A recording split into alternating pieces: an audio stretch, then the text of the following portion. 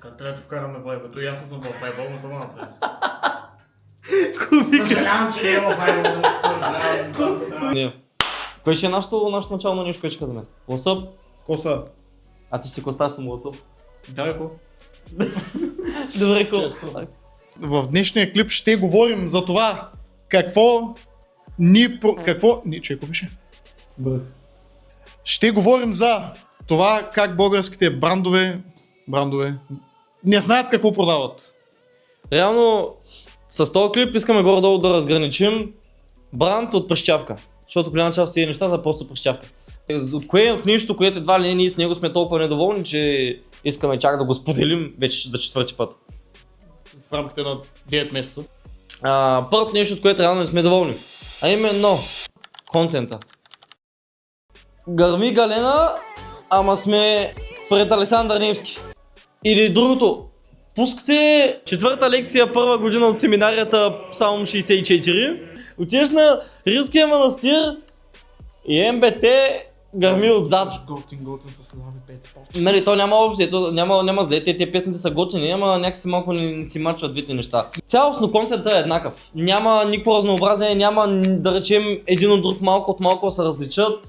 И най-паразитната ви дума е тегав. Значи всичко е тегаво. Брутален. Брутално, тегаво, агресивно. Никой не казва, че не е удобно. Хули. Иначе наистина. Са неща, които да речем брандовете са ви обвързани, нали, не само с някакви такива тип ще му подизат след малко. По принцип, всеки един бранд трябва да има идентити. Ама точно това... Вече е оверюзнато. Има някакви... Оверюзнато в Америка не съществуват даже. Буквално е копи-пейст един с друг. А той е там, те идеите за контент са там. Просто отваряш в Instagram и пишеш... Може да напишеш даже и култинг бранд, скролваш надолу или даже да не скролваш по нещо е друго. Не е... стълби! Его контент. И го въртиш един и същи клип 20 пъти с различен напис. Не знам поради каква причина не се гледа извън България. България не е край на света. Има и малко извън нея. Нали, много хубава страна, много хубави неща има тук. Ама в някакъв момент вече се изчерпваме. То така иначе голяма част от нещата, които по принцип идват в България, не са измислени в България, а са измислени някъде другаде. Просто ние сме ги взели, ама сме ги взели 5 години вече след като са излезли. Второто нещо. Теглим снимката от Pinterest, влизаме в Canva, правим си едно лого от готовите темплейти, защото може вече с AI може да го направиш това нещо. Ама всичко до момента трябва да е тегаво. Задължително да е тегаво. Да. То самият ти дизайн и логото трябва да са супер тегави. Примерно намираш си тениската за 5 лева и после след най-тегавата реклама, бам, 50 евро, получаваш SMS отстъпка 5%. И тогава 50 евро пък. Точно така. Ево! Схващаме, че можеш да използваш Pinterest в случая за inspiration. Нали, окей, и при нас е така, и при други така, и при доста брандове често казано го забелязваме, даже има такива, които са от големите, които някъде вече в бъдещи клипа ще го покажем.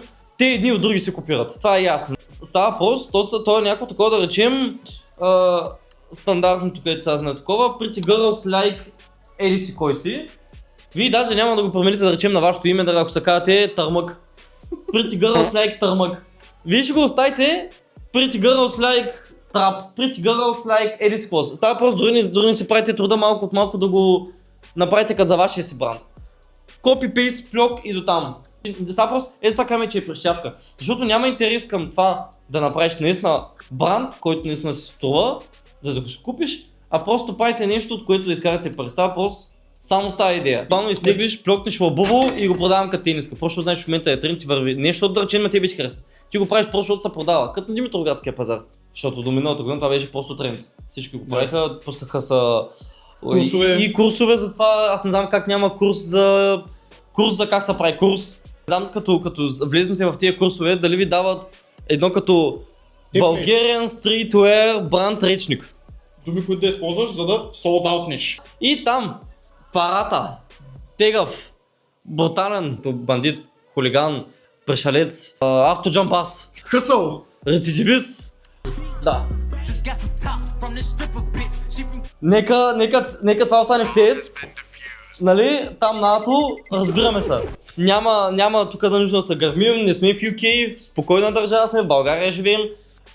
И такива, разбираш ли си, нямаше един да избере бранд Бухарче. Предполагам, може би до година или две ще продължи да е някакъв лек тренд в България, защото тук трендовете са първо се хващат доста по-късно, отколкото реално са създадени и след това продължават твърде дълго от това, което по принцип се очаква да продължи един тренд. И другото нещо, по необясними причини, така ли, то са обяснимите причини, а именно финансови, използват са най-ефтините материали. Не много харесате полиестер и нейлон. Кортеза, къде е кортеза? Нали, схващаме отново от кой е целият Inspiration, UK gang member и такива, нали, истории. Да. Трети признак на това какво един бранд да е прищявка. Илюзията за това, че ще можеш да изкараш бързи пари от първия дроп. Нямат регистрирана фирма, нямат счетоводство, нямат данък печалба. Това в момента, което го казвам, важи само за хората над 17. Хора, които вече имат възможността да си отворят фирма и всички неща да са им легални, да са чисти пред държавата и нападжи и да не им правят директора. Нека да спрем с сивата икономика или поне малко да я понамалим в България, защото за самите нас не е полезна. Данъците, не знам това защо продигника такова и сега горе така ще го обясня. Данъците и неща, които да речем, че ви се взимат, те не ви се взимат просто е така.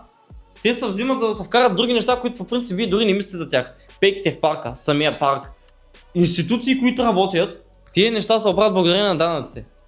Затова са данъците. Данъците не са така просто, защото някой иска да ти вреди или да те мрази. Накратко данъкът ти го съберат да поддържат държавата. Да. Това, че България не работи, това е друго нещо. То работи, ама просто парите се набиват дореде. Ние не сме лоша държава. Просто нещо. Сега просто, ако си го представим като часовник, ние сме един много красив часовник. Ама всяко колелце върти където на него му дойде и само в негова изгода. Заключение на цялото нещо.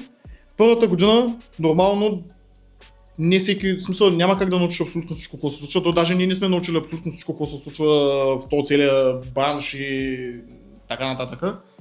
Ама първата година, нали, всеки трябва да се опита да научи нещата. Малко от малко. Да научиш поне какво е GSM, нали, Grams per Square Meter. Варианти на плат. Дали ще е сингъл джерзи, вата диагонало. Флис, бръщан бръщ. Едно от нещата, които ти искат шивача, преди да почне ти прави бруталната тениска, да му кажеш кройка, не му кажеш искам SML. Това не е кройка. Или да му кажеш, да речем, по какъв начин искаш да ти е лош. Stone wash, enzyme wash. Захабяване. Пигмент лош. Аз нямам какво повече да кажа, смятам, че това е всичко, което евентуално тук може да си измъркаме света, защото отчасти сега няма какво да се таковаме, се води чисто мъркане това цялото нещо, но просто както казахме в началото имахме какво да кажем, казахме си. От тук нататък очаквате само позитивни неща. Не само позитивни неща. До голяма степен са позитивни и 100% някой следващ клип може да е пак е така, защото хората ще го приемат като хранилка. Ние не храним. Изказваме мнение. И не е с цел да накараме да спрем да пазарувате от тия хора. Правите каквото си искате. Буквално. Грам не да интересува. Просто си знаете, ако някой, нали смисъл, има хора, които ги интересува какво носят, какво си купуват, те мога да ни благодаря, че го казах. Наистина, това следно в момента да тръгнем да храним хората, които си купуват неща от Илиенци или от Димитроградския пазар или от местното магазинче, ако си искаш и от Левчето си купувай дрехи. Грам не интересува. Свободна държава, свободен интернет, всичко е както ти си решиш да го правиш. Съвсем следващия клип. Как се гледа отчаяност на смешка? Не знам, брат. Дай да продължаваме много. Трябва да я застанат за тебе. Анбръщ. Как ще... 2 кг брашно ли мога да си купя или... чорапи? Аз няколко стръгава, не знам сколько. Брат, помпът ти свети в 30 цвята. С 3 монитора. Толкова ли стръгълна? Че нормален ли си?